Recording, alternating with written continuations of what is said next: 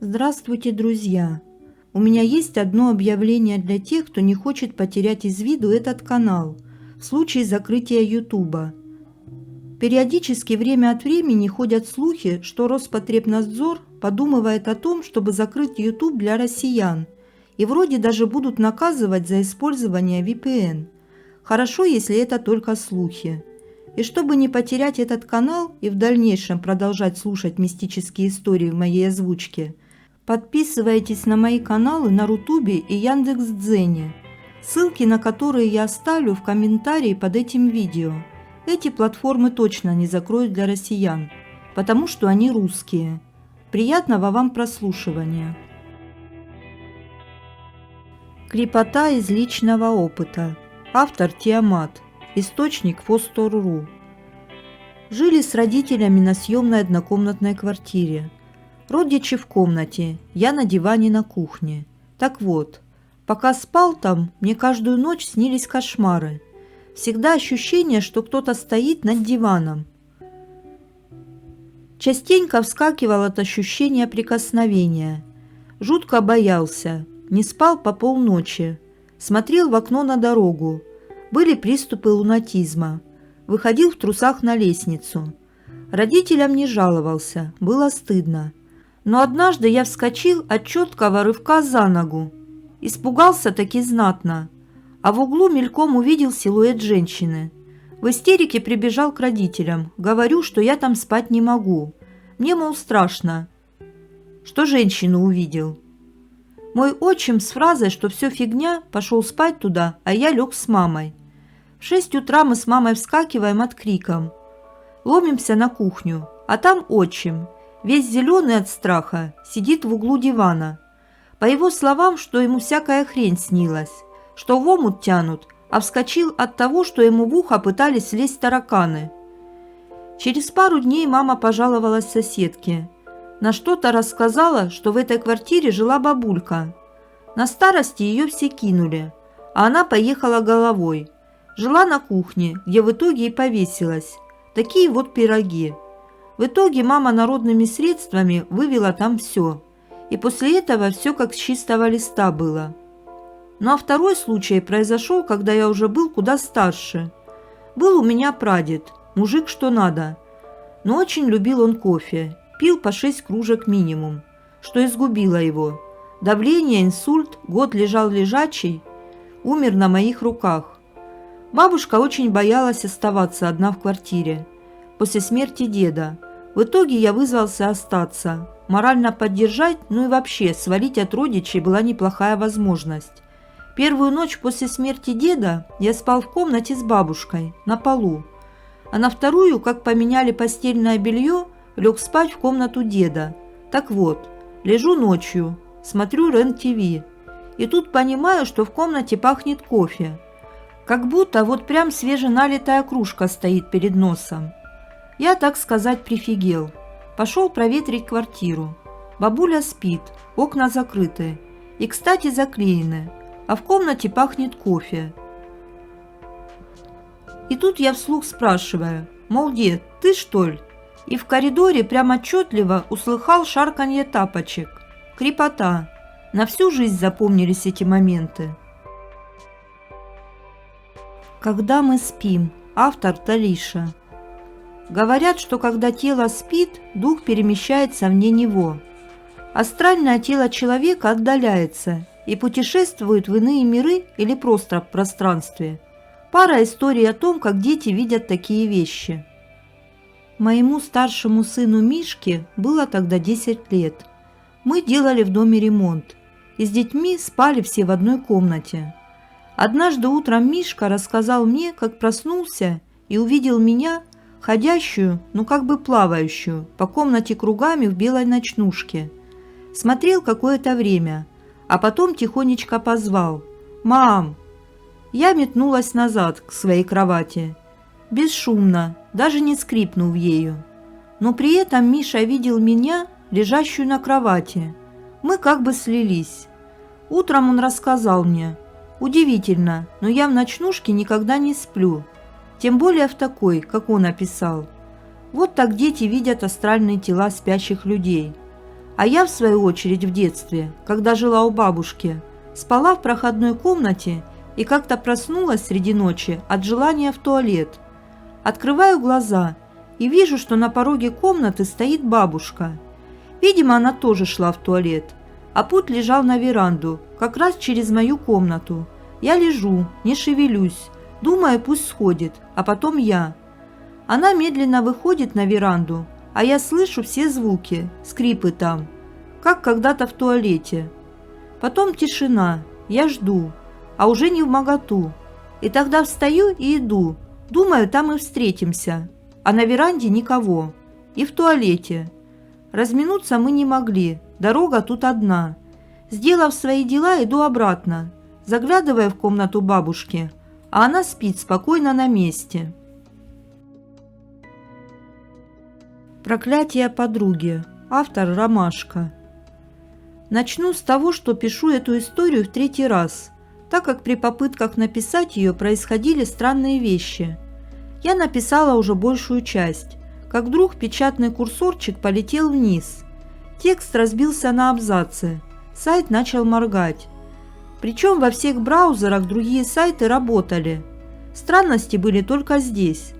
В общем, через какое-то время я сделала еще одну попытку, и выключился свет. Надеюсь, в этот раз у меня все-таки получится. Вот, собственная история. Я уже рассказывала, что подруга моя уехала за границу и попросила меня пожить у нее. Я отказывалась, не люблю жить в чужих квартирах, но в итоге она меня уговорила, и мы переехали. Мне было очень непонятно, почему она не заселила квартирантов, но потом я поняла, в чем дело.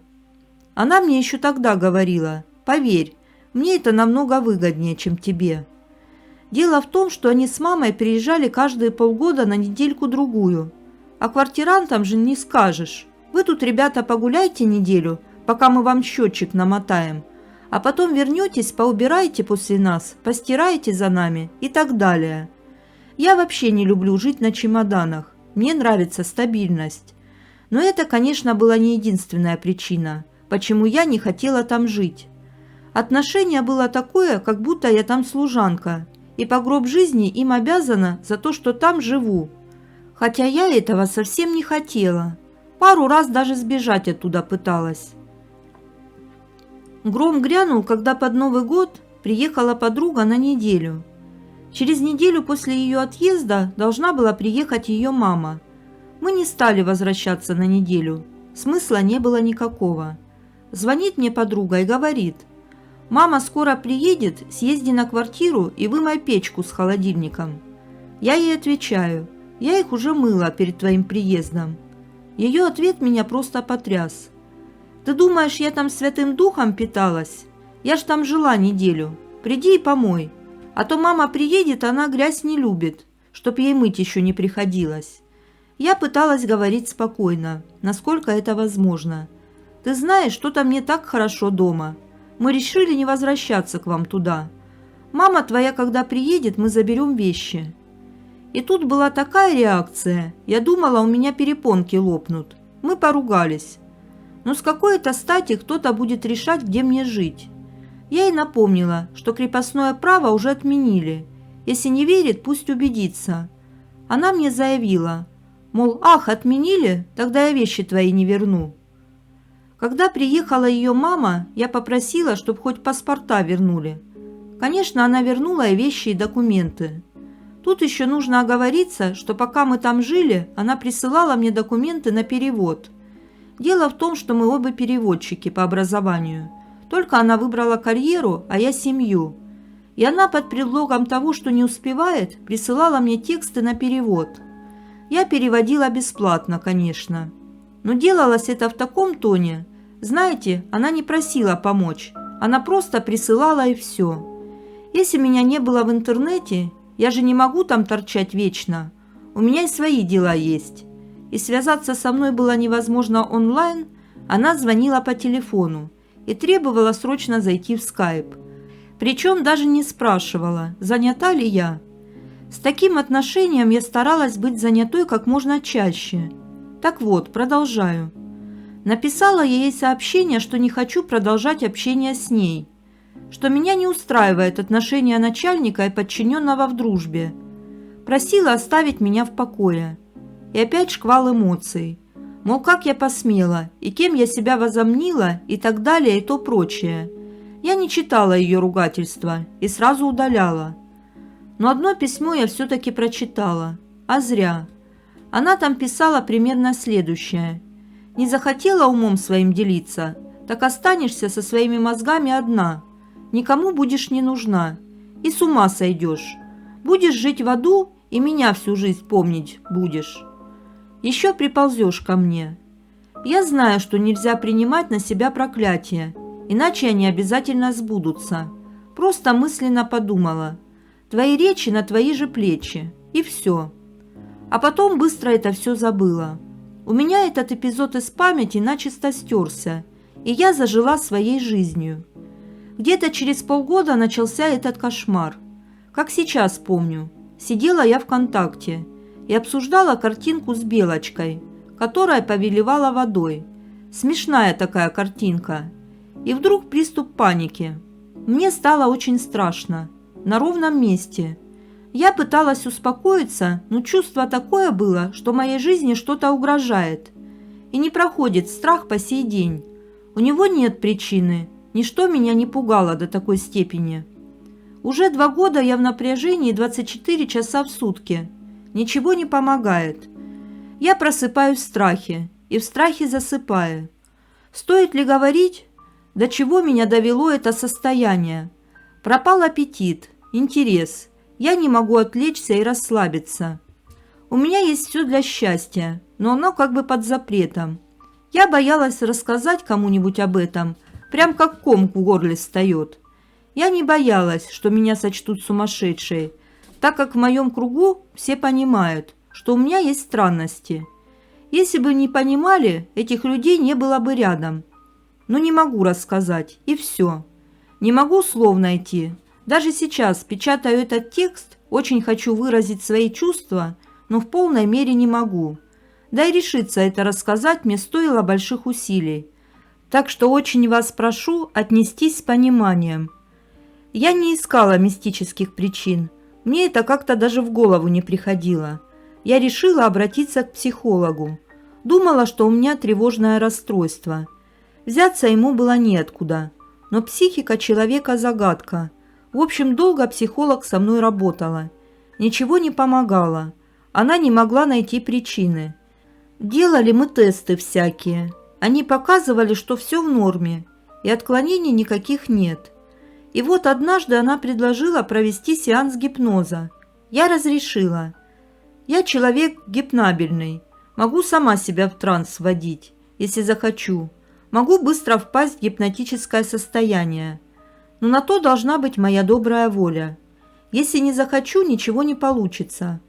В общем, не знаю, что я там под гипнозом рассказала, я этого не помню. Но врач дала мне номер одной женщины, целительницы. Она практикующий врач, но у нее есть дар. В этом я убедилась точно. Я еще никогда не встречала у людей настолько мощную энергетику. Как только я вошла к ней, она сразу с порога мне сказала: «Это не порча, не проклятие. Спина часто болит?» «Да, с каждым днем все сильнее болит. И неудивительно, подруга там твоя сидит». У меня не то, что мурашки от таких слов побежали, я даже осипла. Какая подруга? У меня их много. Я о ней даже вспомнить не могла, не то что заподозрить в чем-то. Та, с которой ссора у тебя была. Она тебя не прокляла. Она вцепилась тебе в спину и отбирает все, что ей в тебе нравится. Я прямо вижу, как она куски в тебе вырывает руками. Я аж села, у меня ноги просто подкосились. Я начала вспоминать. Она мне часто говорила, какая я красивая, какие у меня ноги стройные, какие волосы густые и длинные, глаза, ресницы. Какая ты, говорит, уверенная в себе. Вот бы мне так. Я ей все время отвечала: ты что, какие ноги? Я в шрамах вся, летом на пляж не хожу. Нос горбатый, сломанный, волосы тяжелые, шея от них болит и голова. Ты намного лучше, перестань. Кстати, год назад был у меня случай. Получила я аванс и решила сходить в парикмахерскую. у меня начали лезть волосы, и я решила сделать каскад. Он визуально придает объем. В парикмахерской меня так изуродовали, что от шока я даже плакать не могла. Просто расплатилась и поплелась домой. Подстригли под мальчика, а снизу на самой шее оставили тоненький рядок волос. И отрастали они очень медленно, хотя обычно растут очень быстро. Пришлось мужу все исправлять, я уже боялась к парикмахерам идти. Встретила потом я одну общую знакомую, и она мне говорит: «Ты представляешь, а у Насти начали расти дополнительные волосы, прямо под пушье у корней. Я сама видела». Мужу пришлось исправлять мне это все. Он сделал мне каре на ножке, придал более-менее нормальную форму на голове, чтобы я могла хоть на улицу выйти. И после этого волосы начали расти. А потом через знакомых узнала, что она платочки всякие начала носить, мол, волосы опять у нее поредели. И вот сидела я на диванчике у той женщины и вспоминала об этом. Она так внимательно на меня смотрела, и у меня было чувство, что она ниточку из меня вытягивает и на палец накручивает. Я так думаю, она таким образом информацию с меня считывала. Вот что она мне сказала: «Никто не может тебе помочь. Ты должна сама снять ее с себя». Сама впустила в свое сердце и власть ей над собой дала. Самой снимать придется. Я могу ее отогнать, но это будет только временно. Потом она опять вернется. Выгнать ее раз и навсегда только ты можешь. Еще она сказала, что я постоянно нахожусь в пограничном состоянии. Одной ногой там, одной ногой здесь. Поэтому я как бы постоянно онлайн, и со мной легко войти в контакт. Оттого и сплю крепко, что бродить там начинаю. И те сущности, которые ходят за мной постоянно, она их увидела. Это существа из Нижнего Астрала. Я для них видима, и они пытаются подселиться. Она мне сказала, что нельзя входить в состояние измененного состояния, иначе будет хуже, чем смерть. Я теперь понимаю, почему боюсь алкоголя и страшно переживаю, что могу захмелеть. Поэтому не употребляю, даже если друзья обижаются. Оказывается, в состоянии измененного сознания человек становится легкой добычей. Но как же мне от нее избавиться? Как перестать быть светлячком в той темноте? Я пыталась сконцентрироваться на ней и прогнать, но как только начинаю, тут же как будто паралич бьет. Не получается, и все. Прошу прощения, что история получилась корявой. Но поймите меня, я очень переживаю. Мне прежде всего нужны не лайки, а помощь и совет. Я рассказала эту историю не только потому, что она мистическая, но и потому, что мне очень нужна ваша помощь. Я знаю, что здесь есть знающие люди. Помогите, пожалуйста, советом. Продолжение рода. Автор Аделина Апельсина. Источник Фостор.ру. Эту историю я услышала, когда была подростком. Жила у нас в подъезде соседка тетя Софико. Мы ее называли тетя Софи. Она была чистокровной грузинкой, очень доброй и верной подругой моей мамы. Знаете таких подруг мам, что часами на кухне могут сидеть и болтать? Или дочь, я к соседке на 10 минут, только не забудь мясо отключить через 40 минут. Тетя Софи была женщина старых взглядов, набожная и верила в колдовство, наговоры и подклады. Все свое детство до самого замужества прожила в грузинской деревне. История эта случилась где-то на Кавказе еще до Великой Отечественной войны. Жила в деревне красавица Лейла. Красавица, аж глаз отвести от нее невозможно. И лицо, и волосы, и фигура. Все было настолько сложено, словно дочь богов. Конечно, у такой красавицы не было отбоя от женихов. Но, как водилось у грузин, супруг был ей назначен еще до рождения. Красивей свадьбы Лейлы и Дато не было в деревне давно. Гуляло несколько поколений двух древних семейств. Друзья и соседи. В общем, вся деревня была на свадьбе. Невеста, как и положено, сделала торжественный осмотр дома жениха, где ей предстояло стать хозяйкой.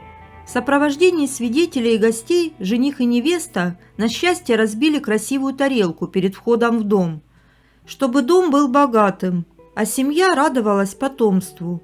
В углах дома бросали зерна злаков, а молодым подарили деревянные украшения – чирагдани, олицетворяющие древо жизни. Во время обхода дома Лейла должна была прикоснуться к котлу, который является символом домашнего очага, и трижды обойти вокруг горшка с маслом. Но бабушка Дато по необъяснимым причинам не дала этого сделать. Гости, жених и невеста отправились гулять во двор. Бабушка же Лейлы была сильно недовольна, что посвящение в хозяйки дома не было проведено до конца. По этой или какой другой причине началась вражда среди женщин в семьях. Несмотря на все межсемейные пересуды, родила Лейла первенца. Мальчик – крепкий малыш от рождения, умер, не прожив и года. После родила Лейла 12 детей, и каждый ее ребенок умирал, не дожив и до года, как первенец. Из красавицы Лейла превратилась в старуху, а ей на тот момент чуть за 30 было. Даже Дато гулять стал, и Лейла от стыда не выходила на улицу. От горя и печали Лейла начала сходить с ума. Мать и сестры заметили, как она часто говорит сама с собой. Лейла же говорила со своими умершими детьми.